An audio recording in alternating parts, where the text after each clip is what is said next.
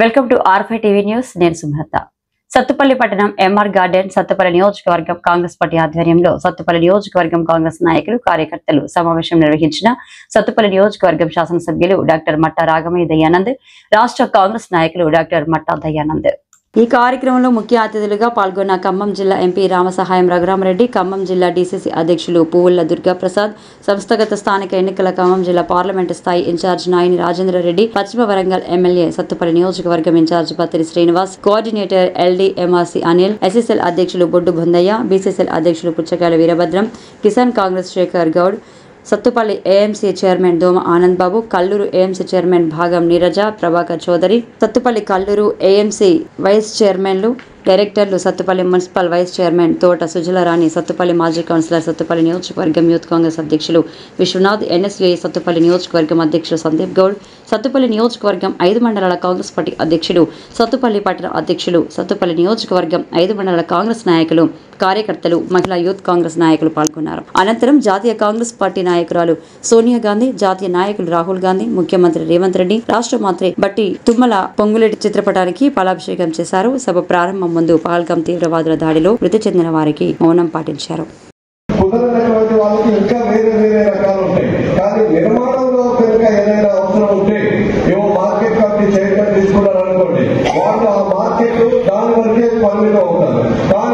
Party నిర్మాణం అనేది ఏంటంటే చాలా కష్టపడాల్సినటువంటి పరిస్థితి ఉంటుంది.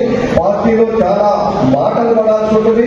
ఎంత చేసినా ఎక్కడో ఒక చోట మన మీద అమాటాలు కూడా పడతా ఉంటాయి. ఇన్ని చేసినప్పటికీ కూడా మరి దాన్ని ఏది అంటే ఒక పద్ధతిగా తీసుకుపోవడం కోసం బాధ్యతగా ఓపికగా తీసుకుపోయేటటువంటి కార్యక్రమం కావాలి. గతంలో ఏంటంటే పదవి తెచ్చుకొని మనం ఇంట్లో పడుకున్నా ఆ ఏదో 10 రోజులు పిలిచేస్తే ఆ 2 లక్షల రూపాయలు రుణమాఫీ అవ్వబడలేదు వీళ్ళ కళ్ళ. కానీ ఒకటి అది గుర్తు పెట్టుకోండి, బీజేపీ కానివ్వండి, బీఆర్ఎస్ కానివ్వండి, మొన్న సభ పెట్టినట్టు కూడా 500 కోట్ల రూపాయలు ఖర్చు పెట్టి ప్రజలను డబ్బులిచ్చి తరలించుకుని వచ్చింది తప్ప వాస్తవాన్ని చెప్పాలంటే ఎక్కడ ఉత్సాహంగా లేదు రావటానికి. ఎందుకోసం ఎప్పుడు సన్న బియ్యం లేకుండానో మంచి వసతులన్నీ కల్పిస్తున్నాక పోవలసిన అవసరం లేదు. కానీ వచ్చింది కదా ఆ సభలో ఇన్ని మాట్లాడి అసలు మనం ఇన్ని చేసినా ఏమి చెప్పట్లేదు. కానీ మనం చెప్పుకోవాలి, మనం చేసినవి మనం చెప్పుకోవాలి. అప్పుడే ప్రజల్లోకి వెళ్తుంది. లేకపోతే నిజంగా కూడా ఇవాళ అంబేద్కర్ గతంలో చెప్పినప్పుడు నిజాన్ని ఎప్పుడు లైవ్ లో ఉంచాలి, లేకపోతే అబద్ధం నిజమయ్యే ప్రమాదం ఉన్నది. కాబట్టి ఇవాళ మన నాయకులు, కుటుంబ సభ్యులు, పార్టీ కుటుంబ సభ్యులు అందరూ కూడా నిజాన్ని ప్రజలకు ఎప్పుడు తీసుకువెళ్తూ ఉండాలి. అరే మొన్ననే చెప్పిన మళ్ళీ చెప్పాలి సమయం గురించి అనుకుంటే ఇలాంటి దొంగల ముఠ అబద్ధాలు చెప్పుకుంటా ప్రయాణం చేస్తారు. కాబట్టి మనం నిజాలు చెప్పుకుంటూ ముందుకు వెళ్ళవలసిన బాధ్యత ఉన్నది. అలాంటి వ్యక్తులకు మాత్రమే ఈ యొక్క పదవులని పార్టీ నిర్మాణానికి నియమించడానికి ఈ కార్యక్రమాల ముఖ్య ఉద్దేశం. బీఆర్ఎస్ సభ్యులు సత్తుపల్లి నుంచి ఇంప్లాయీస్ డిపార్ట్మెంట్ ప్రకారం 2000 మంది మాత్రం వెళ్ళారు. నియోజకవర్గం వచ్చి 2000 మంది వెళ్ళారు. దానికి తాతామలు ఎమ్మెల్సీ, కనీసం తాతామలు ఎమ్మెల్సీ నీకు వారు ఇక్కడి నుంచి చెప్తున్నారు, నువ్వు ఎంపీటీసీ నుంచో వార్డు మెంబర్ తీసుకో, ఒక్క దాంట్లో కూడా నువ్వు గెలవాలని చెప్పి పిలిచి ఆలోచన చేస్తావు. నువ్వు ఎమ్మెల్సీ ఎలా పరోక్షంగా గెలిచావా, ప్రత్యక్ష ఎన్నికలుగా నీ దమ్మంటే చూపించు. అంతేగాని నీకు తెలియకుండా ఇక్కడ డాక్టర్ గారు ఉన్నారు, నాగయ్య గారు ఉన్నారు, మా కార్యకర్తలు రాకుండా ఆఫ్ చేశారని అవాకులు చేయాలని పేరుతున్నా. అవన్నీ మాకు నీకు చేతనైతే, నీకు దమ్ముంటే నీ ఎమ్మడ 100 మందిని తీసుకొచ్చి ఒక ర్యాలీ చేసి చూద్దాం. నీకు ఆ దమ్ము లేదు. కాబట్టి ఇలాంటి అవాకులు మార్చు. ఇంకొక విషయంలో కూడా టాటా ముందు హెచ్చరిక చేస్తున్నాం. అదే మాజీ ఎమ్మెల్యే కూడా నాకు క్యాష్ విషయంలో అందరికీ తెలిసిందే. దాన్ని మీరు ఇద్దరు కలిసి ఎలా చేశారు, నైట్ క్యాష్ చేసి నన్ను ఎలక్షన్ లో నుంచుకోకుండా ఒక మానసికంగా మమ్మల్ని దెబ్బతీయాలని చూశారు.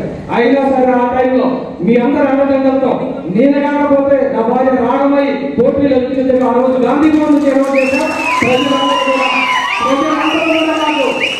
అండదండగా ఉన్నారు.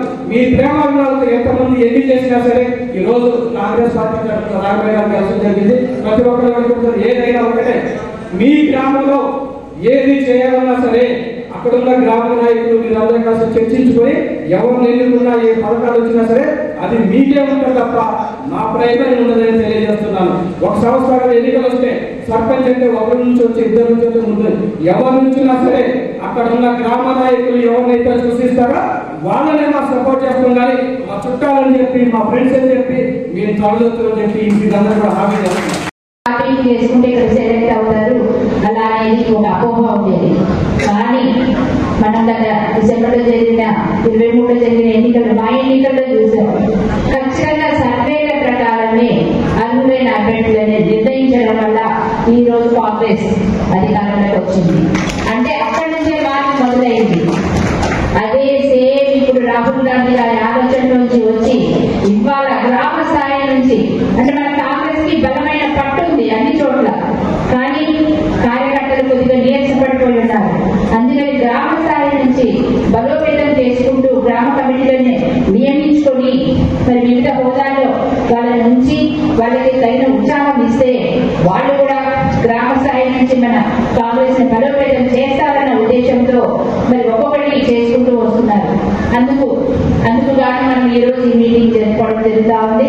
మీ అందరూ తెలుసు, అందరూ పెద్దలందరూ చెప్పారు, కాంగ్రెస్ ఎన్నో పథకాలు వచ్చిన 16 నెలల్లోనే గత ప్రభుత్వం చేసిన 7 లక్షల కోట్ల అప్పుకి నెలకి సుమారు 6,500 కోట్ల రూపాయలు వడ్డీ చెల్లించుకుంటూ పేద ప్రజలని ఎక్కడా వాళ్ళకి లోటు రాకూడదు, మేనిఫెస్టోలో ఇచ్చిన హామీలని ఎక్కడ వెనకకు తీసుకోకూడదు అని ఎంత ఆర్థికంగా కష్టాల్లో ఉన్నా సరే పేద ప్రజలకు ఇచ్చిన మాట ఇచ్చినట్టు హామీలని అమలు చేసి వస్తున్నారు.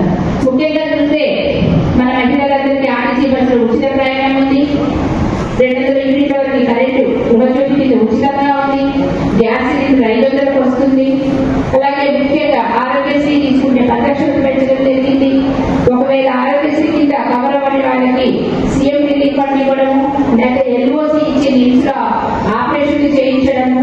అలాగే ముఖ్యంగా విద్యారంగంలో సమూలమైన మార్పు తీసుకొచ్చి స్కూల్స్ కాలేజెస్ స్టార్ట్ చేసిన మొట్టమొదటి రోజే యూనిఫామ్స్ తో పాటు పాఠ్య పుస్తకాలు అందించడం కానీ ఆ యూనిఫామ్స్ కుట్టే బాధ్యత కూడా డ్వాక్రా మహిళలకు ఇవ్వడము, తద్వారా వాళ్ళకి ఆర్థికంగా చేయూతలు ఇవ్వడము, డ్వాక్రా మహిళలకి వడ్డీ లేకుండా రుణాలు ఇవ్వడము, అలాగే వాళ్ళకి పెట్రోల్ పంపులు నడుపుకోవడం కానీ సోలార్ పవర్ యూనిట్స్ ఇవ్వడం కానీ మీ సేవా సెంటర్స్, అలాగే ఇంద్రమ్మ క్యాంటీన్లు, ఇలా చెప్పుకుంటూ పోతే మహిళలని ఆర్థికంగా బలోపేతం చేసి వాళ్ళని కోటీశ్వరులను చేయాలన్న ఉద్దేశంతో రేవంత్ రెడ్డి గారి ప్రభుత్వం ఎంతో కష్టపడి పనిచేస్తా ఉన్నారు, అహర్నిశలు కష్టపడుతూ.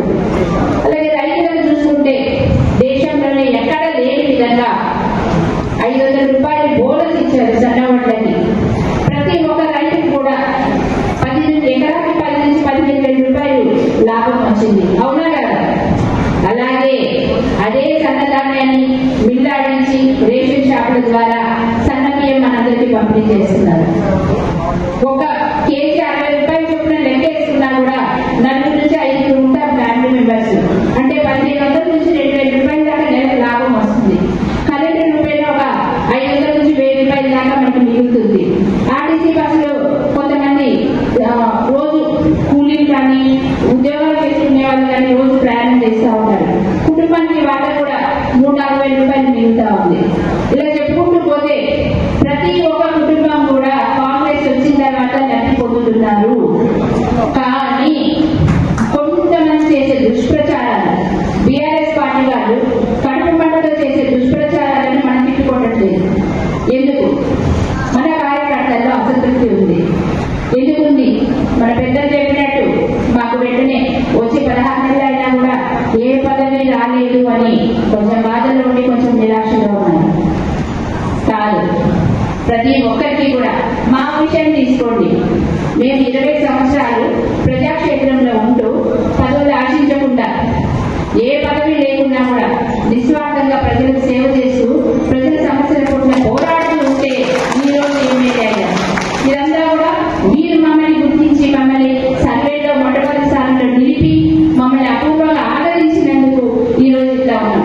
అట్లా కష్టపడి పనిచేసే ప్రతి ఒక్కరికి కూడా తగిన సమయంలో ఖచ్చితంగా గుర్తింపు వస్తుంది. మీరు 10 సంవత్సరాలు అందరూ